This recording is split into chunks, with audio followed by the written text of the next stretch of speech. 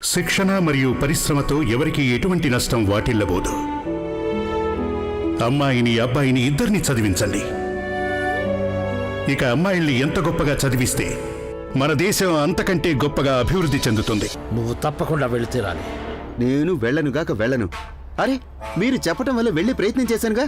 పైగా ఆ పిల్లాడు భీమరావు గాడు మధ్యలో వచ్చి నీతి ఉపన్యాసాలు ఇస్తున్నాడు. వ్యవహారం మొత్తం చెడగొట్టాడు. వేలుడంత వెధవ, ఎప్పుడు చూసినా ఉపన్యాసాలు ఇస్తూ ఉంటాడు. చూడలలా, నీ కేవలం 2 రోజులు గడువిస్తున్నాం. ఒకవేళ ఎల్లుండి కల్లా నువ్వేం చేయలేదనుకో, అప్పుడు నిన్ను, నీ పిల్లల్ని, నీ తల్లిదండ్రుల్ని కుల బహిష్కరణ చేస్తాం. ఆ సత్పాలు ఇంటి పక్కన నిన్ను కూడా ఉంచుతాం. 2 రోజులు. అర్థమైందా? పదండి.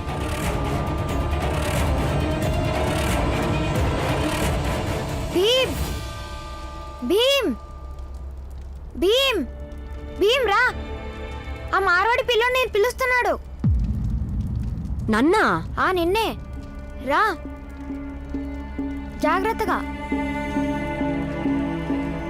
ఆగండి. ఆ మార్వాడి పిల్లోడు భీమ్ని పిలుస్తున్నాడు. భీమా, నువ్వు వెళ్ళొద్దు. ఆ అబ్బాయికి చెప్పు భీమాకి దెబ్బ తగిలిందని రాడని. నీకు కనిపించట్లేదా? వాడు సరిగ్గా నడవలేకపోతున్నాడు. అక్కడికి ఎలా వెళ్తాడు? నువ్వు ముందు అక్కడికి వెళ్ళి కూర్చో భీమా. అయినా అబ్బాయి ఎందుకు పిలుస్తున్నాడు నిన్ను? వీడు వాళ్లలో ఒకడు కదా. నిన్ను స్కూల్లో సతాయిస్తారు, చదువుకోనివ్వరు, మిమ్మల్ని పక్కన కూడా కూర్చోనివ్వరు. వెళ్ళొద్దు, రాడని చెప్పేయ్. వెళ్ళొస్తానమ్మా, చూసి వస్తాను. ఎవరికి తెలుసు, ఏదైనా ముఖ్యమైన పని ఉందేమో. అవునమ్మా, ఒకటే స్కూల్ కదా, ఎవరికి తెలుసు? భీమ్తో అర్జెంట్ పని ఉందేమో.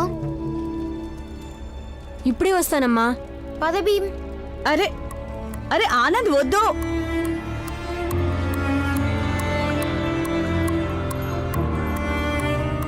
వాళ్ళు మంచివాళ్ళు కాదు భీమా. గంగా, కొంచెం పొయ్యి దగ్గర కూర్చో, నేను ఇప్పుడే వస్తాను. జాగ్రత్త భీమ్.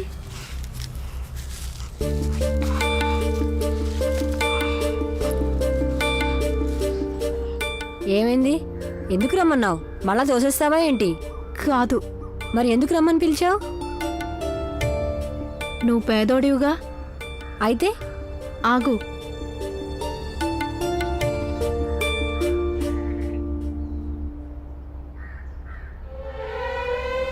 ఈ కోటు వేసుకో, చాలా ఖరీదైంది. మా జాతి వాళ్ళు వీటిని తొడుక్కుంటారు. ఇది వేసుకుని డిన్నర్కి వెళ్ళావంటే అప్పుడు నిన్ను చూసి వాళ్ళెవరూ గుర్తుపట్టలేరు నువ్వు ఏ జాతి వాడువో అని. లేకపోతే అందరూ నిన్ను అక్కడి నుంచి వెళ్ళగొడతారు. అవసరం లేదు కోటు.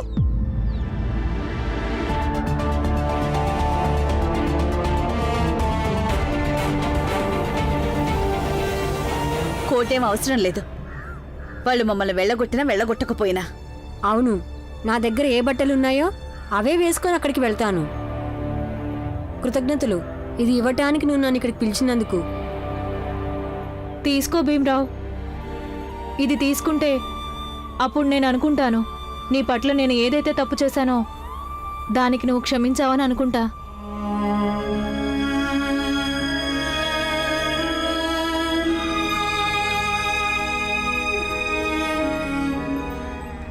సర్లే. అయినా మా భీమా ఎవరిని క్షమించకుండా ఉండడనుకో, కానీ కోడు తీసుకోడు. ఎవరికి తెలుసు రేపు నువ్వు వీడికి దొంగతనం అంటగట్టవని? ఒకవేళ దొంగతనం అంటకట్టాలనుకుంటే అప్పుడు క్లాసులో నా బుక్ని వీడి సంచిలో వేసి దొంగతనం అంటకట్టగలను. అది ఇంకా నాకు సులభమైన పని అవుతుంది. దీన్ని తీసుకో భీమరావు, నేను మనస్ఫూర్తిగా చెప్తున్నాను. నేనుగా తీసుకోను, స్వయంగా నీ చేత్తో వేస్తే వెయ్యి. భీమా, అమ్మా, ఇంత ప్రేమతో ఇస్తున్నాడు, ఆయన నువ్వే చెప్తావుగా.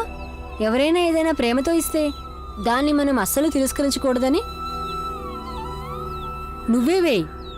కోటు వేసేటప్పుడు నువ్వు నన్ను అంటుకోవాల్సిన పని ఉండదు.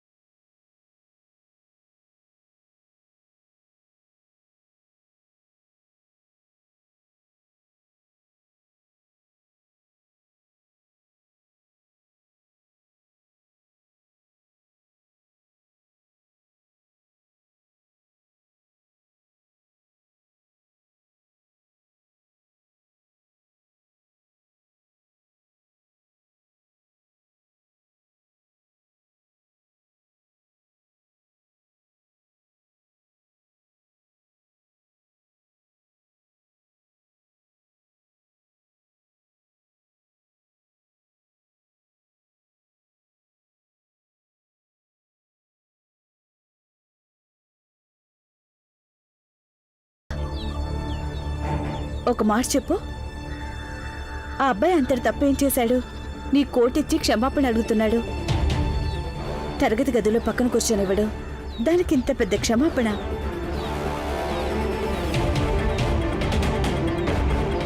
నువ్వు నా దగ్గర ఏమీ దాచట్లేదు కదా? ఒకటి దాచానమ్మా, కానీ ఇక ఇప్పుడు దాయను. చెప్పు. అతనే నన్ను కిందకి తోసేసింది.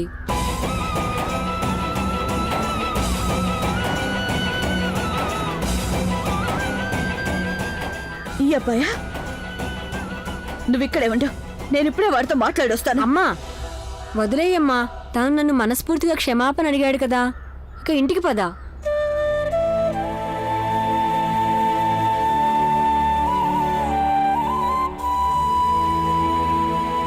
ఈ కోట్ ఇవ్వడంలో అర్థం ఏంటి?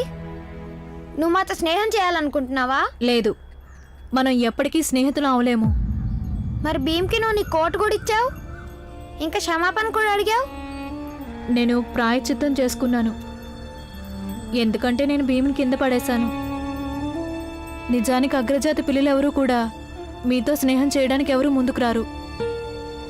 కానీ సురేందర్ మాతో స్నేహం చేశాడు కదా, తను కూడా అగ్రజాతి వాడే కదా. లేదు, నేను ఆ అబ్బాయిలాగా ధైర్యస్తుని కాదు. నేను మా నాన్న చేత దెబ్బలు తింటూ కూడా మీతో స్నేహం చేయలేను.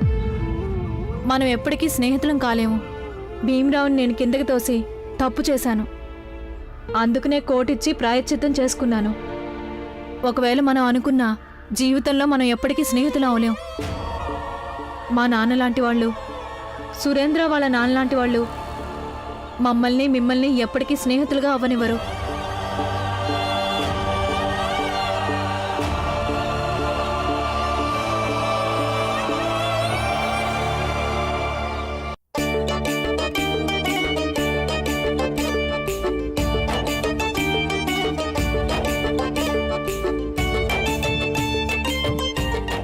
అరే భీమ్, నువ్వు అలా కోటి పట్టి పట్టి చూసుకుంటే అక్కడ ఉన్న వాళ్ళకి ఇట్టే అర్థమైపోతుంది ఇది వేరే వాళ్ళ కోట్ అని.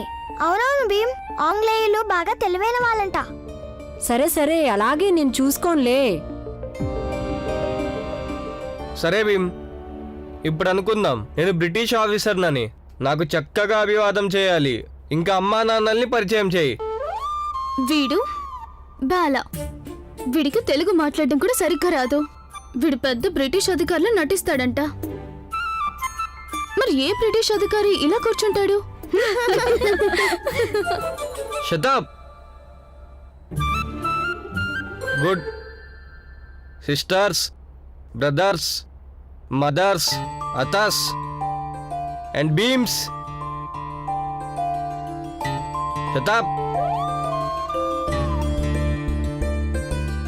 డూ నీకేదైతే చెప్పానో.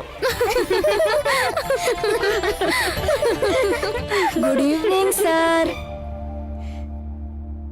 ఈమె మా అమ్మ భీమాబాయి సత్పాల్. ఇక ఈయన మా నాన్నగారు రామ్జీ సత్పాల్. ఇంకా అంతేనా? అరే, మాట్లాడిన తర్వాత అలానే నుంచుంటా, లేకుంటే వెళ్ళి ఎక్కడన్నా కూర్చునేది ఉందా? బాలా అన్నయ్య, నాకు ఏం తెలుసు అసలు అక్కడ కుర్చీలు ఎక్కడ వేసి ఉంటాయో అని. అసలు అక్కడ అందరూ కూర్చుని ఉంటారో లేక నిలబడి ఉంటారో? నన్ను ఏడిపించొద్దు అన్నయ్య. భీమ్ చెప్పింది నిజమేగా. అక్కడికి వెళ్ళి నాకే తెలుస్తుంది ఎక్కడ కూర్చోవాలో ఎక్కడ నిలబడాలో. భీమాబాయ్, ఇవి బట్టలు నీకోసం, నా కోసం, ఇంకా భీమ్ కోసం తీసుకొచ్చాను. మిగతా అందరి కోసం జీతం రాగానే తీసుకొస్తాను. ఓర్ దేవుడా, సమయం చాలా తక్కువ ఉంది. వదినా, ఇవాళ రాత్రికే కుట్టుంచాలి. ఏంటి? భీమ్, ఇట్రా.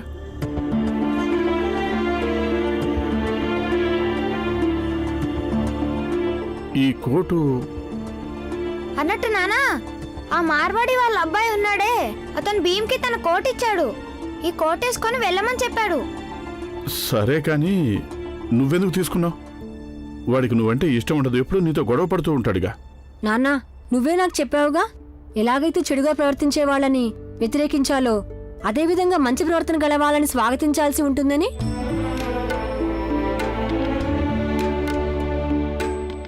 నాన్న తను చాలా అభిమానంతో నాకు ఈ కోటు ఇచ్చాడు. నేను మొదట తిరస్కరించాను కూడా. అప్పుడు తను బ్రతిమలాడడం మొదలుపెట్టాడు. అందుకని నేను కాదనలేకపోయాను.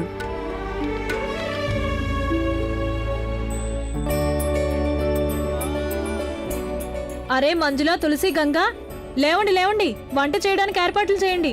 మీ అమ్మ ఈవేళ ఎలాగో కూర్చున్న చోటు నుంచి లేవదు. తాను ఈవేళ రాత్రంతా కూర్చుని బట్టలు కుడుతూనే ఉంటుంది. సరే నేను రాసుకోవడానికి వెళ్తున్నాను. రేపు మాట్లాడబోయేది.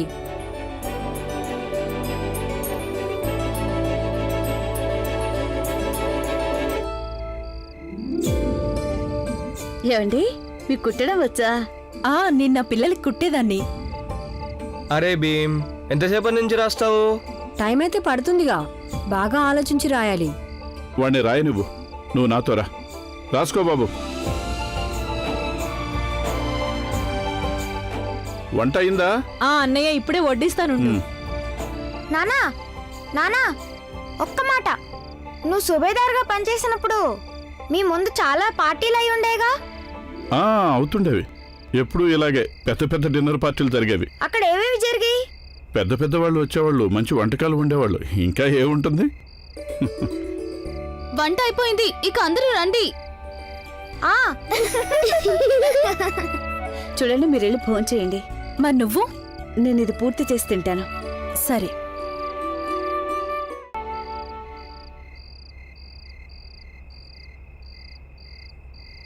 ఏంటి మీరు భోంచేరా? లేదు, ఆకలిగా లేదు. ఆకలి లేదా లేక ఆందోళనగా ఉందా?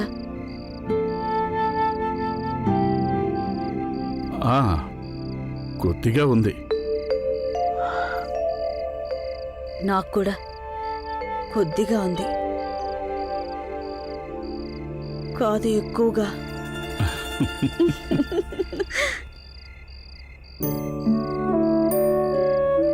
నీకు తెలుసా భీమాబాయ్, సైన్యంలో సుబేదారిగా ఉన్నప్పుడు ఇలాంటి పార్టీలు చాలా చూశాను నేను. డ్యూటీ చేసే టైంలో అప్పుడు పిల్లలతో పాటు వచ్చిన వాళ్ళ తల్లిదండ్రులు చూసినప్పుడు నేను అనుకునేవాడిని, అలా ఎప్పుడైనా నేను నువ్వు మన పిల్లలతో కలిసి అలాంటి డిన్నర్ పార్టీలకు వెళ్ళగలమా అని. ఆ సమయంలో ఆలోచించినా భయం కలిగేది.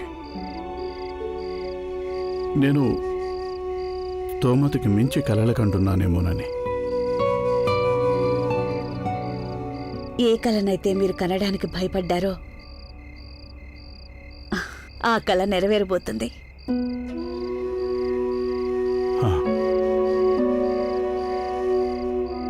కానీ నిజం చెప్పమంటారా, నాకు అస్సలు కాళ్ళు చేతులు ఆడటం లేదండి. మీరే ఆలోచించండి, అక్కడ అంతమంది తెల్లదొరలు ఉంటారు, పెద్ద పెద్దవాళ్ళు. కానీ నన్ను చూడండి, నాకేమనిపిస్తుందంటే వాళ్ళ ముందు అసలు సరిగ్గా నుంచోగలుగుతానో లేదా అని.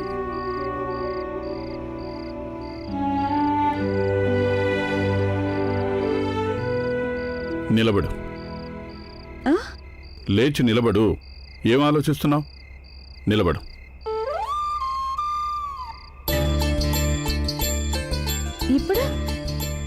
ఇప్పుడు చూడు, అక్కడ అందరూ బ్రిటిష్ అధికారులు కూర్చున్నారు.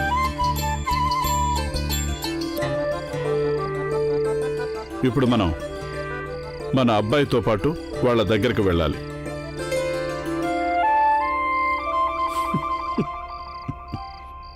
అప్పుడు నువ్వు నా చేయిని గట్టిగా పట్టుకోవాలి. అప్పుడు నీకు ధైర్యం వస్తుంది.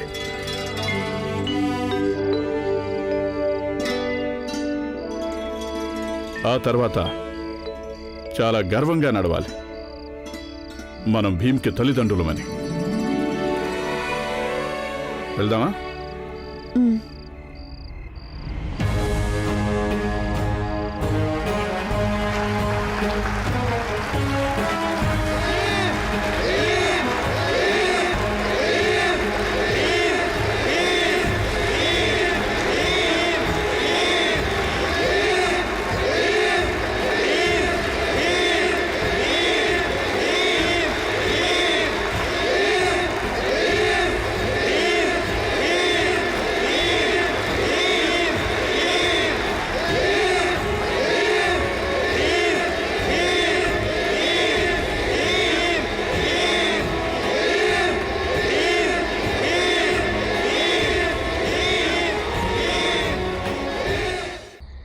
ఏమైంది? ఏమైంది భీమా?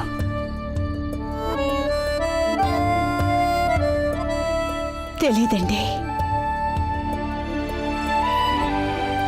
4 పక్కల నుంచి వేలాది మంది గొంతులు వినిపిస్తున్నాయి. వాళ్ళందరూ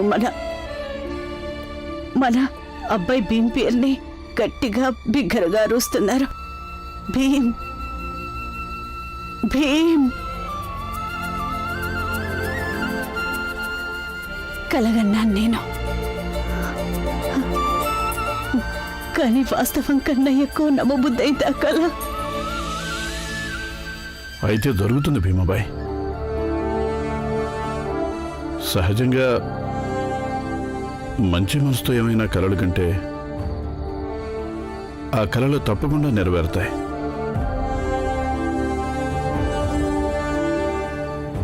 ఇక మన భీమ్ ఆ వైపుగానే అడుగులేస్తున్నాడు. బహుశా మన కలలన్నీ నిజం కాబోతున్నాయేమో. అమ్మా, నాన్న, త్వరగా రండి, భోంచేద్దాం. చీకట్లో ఏం చేస్తున్నారు ఇక్కడ? ఏం లేదు. అయితే రండి మరి, భోంచేద్దాం.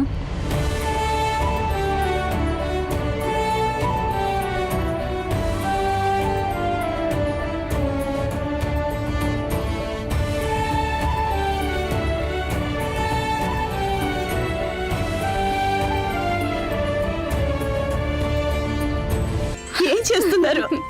వదినా, ఇటు తిరుగు, ఇటు తిరుగు, ఇటు కొంచెం తిరుగు. ఏంటదినా? అన్నయ్య, నువ్వు కూడా తిరుగు. వదినా, ఈ రంగు చీర నీకెంత బాగుందో తెలుసా? అందరి బట్టలు చాలా బాగున్నాయి. భీమ్, నువ్వు కూడా ఇది విడిచిపెట్టే. నేను రాత్రి నీకోసం ఒంట్రమట్టి నానబెట్టి ఉంచాను. ఈ పాటికి నానిపోయి ఉంటుంది. చక్కగా నీ జుట్టుగా పెట్టుకుని స్నానం చేయి, సరేనా? ఏది ఇవిప్పి.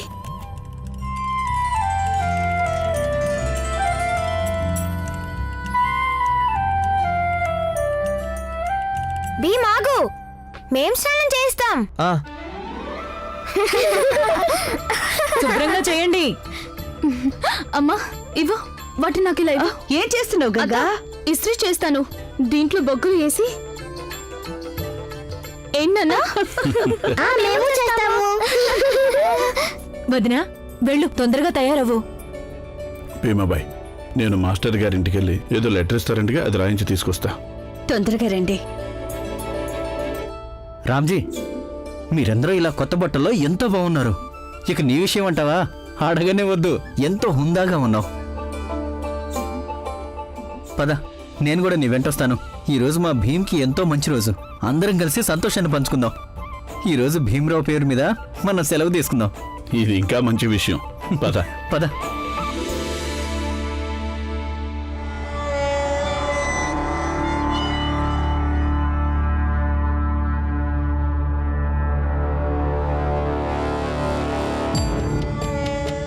అరే సేట్ గారు మీరా? ఏం చేయను, రావాల్సి వచ్చింది. అక్కడ ఆ కుటుంబం మొత్తం సంతోషంగా ఉన్నారు. ఆ జాతి వాళ్ళయ్యుండి రేపు వాళ్ళు ఇంగ్లీష్ అధికారులతో కలిసి కూర్చొని భోజనం చేస్తే అప్పుడు వాళ్ళు ఇలాగే అనుకుంటారుగా, వాళ్ళ గౌరవం పెరిగిందని, అలాగే వాళ్ళ జాతికి గౌరవం పెరిగిందని.